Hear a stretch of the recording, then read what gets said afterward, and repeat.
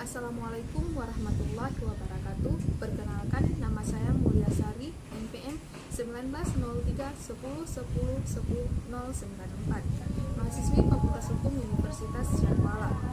Pada kesempatan kali ini, saya akan memaparkan beberapa mengenai soal ujian final. Yang pertama, soal mengenai buatlah skema pada tahapan perencanaan, persiapan, pelaksanaan, dan penyerahan hasil pada pengadaan tanah. Langsung saja bisa dilihat di samping saya.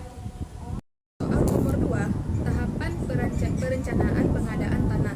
Nah, perencanaan pengadaan tanah untuk kepentingan umum didasarkan atas perencanaan tata ruang wilayah dan prioritas pembangunan yang tercantum dalam perencanaan pembangunan yang jangka menengah, rencana strategis, rencana kerja pemerintah instansi yang bersangkutan.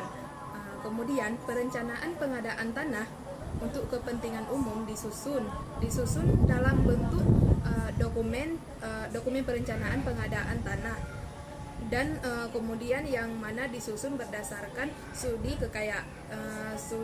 kelayakan yang dilaksanakan sesuai dengan ketentuan peraturan perundang-undangan. Nah, soal yang ketiga, pada tahapan manakah konsultasi publik dilakukan? Uraikan sejauh mana pemahaman Anda terkait konsultasi publik. Nah, jadi pada nomor 3, pada tahapan manakah konsultasi publik dilakukan? Jadi, konsultasi publik itu dilakukan pada tahapan persiapan. Konsultasi publik, rencana pembangunan dilaksanakan untuk mendapatkan kesepakatan lokasi rencana pembangunan dari pihak yang berhak dan masyarakat yang terkena dampak, serta dilaksanakannya di tempat rencana bangunan kepentingan umum ataupun tempat yang disepakati dalam kesepakatan dituangkan dalam bentuk berita acara kesepakatan. Nah, atas dasar kesepakatan tersebut, instansi yang memerlukan tanah mengajukan permohonannya kepada penetapan lokasi kepada gubernur. Kemudian gubernur menetapkan lokasi dalam waktu paling lama 14 hari kerja. Dan kemudian diterimanya pengajuan permohonan penetapan oleh instansi yang memerlukan tanah. Jadi konsultasi publik, rencana pembangunan yang mana dilaksanakan dalam waktu paling lama 60 hari kerja. Dan apabila nantinya sampai dengan jangka waktu 60 hari kerja pelaksanaan. Selanjutnya soal nomor 4, soalnya yang mana dalam hal apa sajakah ganti rugi dititipkan di pengadilan negeri. Jadi ada beberapa.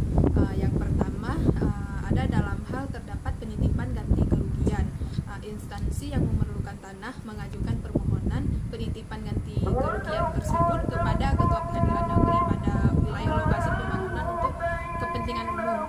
Yang kedua, ada dalam hal pihak yang berhak menolak bentuk dan besarnya ganti kerugian dan di mana tidak mengajukan keberatan.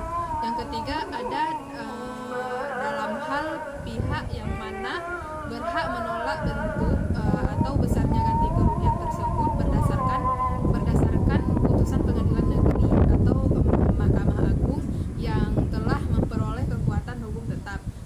Kemudian yang keempat, ada dalam hal pihak yang mana berhak menerima ganti kerugian tidak diketahui kepadanya. Kemudian yang kelima, ada hal objek pengadaan tanah sedang menjadi objek perkara di pengadilan. Nah, kemudian yang keenam, ada yang mana dalam hal objek pengadaan tanah tersebut masih disengketakan atas kepemilikannya. Yang ketujuh, ada dalam hal objek pengadaan tanah tersebut yang mana diletakkan sita oleh pejabat yang berwenang. Yang kedelapan, objek pengadaan tanah menjadi jaminan di bank.